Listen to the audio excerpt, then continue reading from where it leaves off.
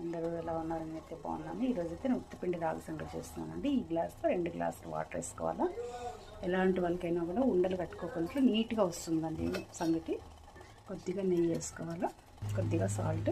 ఈ కప్పుతో 2 కప్పులు పిండి వేసుకోవాలా. ఒక 5 మినిట్స్ అట్లా ఉడకాలండి సంగటి. ఇట్లా ఫాస్ట్గా అనేసుకోవాలి మనము. సంగటి అయితే రెడీ అయిపోయింది. ఉత్తిపిండి రాగి సంగటి, సీమంకాయ పప్పు సంగటి, రాగి సంగటి. చూడండి మనకి నీట్గా వచ్చింది అని తెలుసుకోవడానికి చూడండి, చేతికి ఇట్లా అతుక్కోదు అసలు. చూడండి నీట్గా వెన్నలాగా ఉంటుందండి. చాలా టేస్ట్గా ఉంటుంది. షుగర్ ఉన్న వాళ్ళే కాదండి, షుగర్ లేని వాళ్ళు కూడా చేసుకొని రోజుకు ఒకసారైనా తినొచ్చు, లేదంటే 15 రోజులకు ఒకసారైనా తినొచ్చు. Thank you.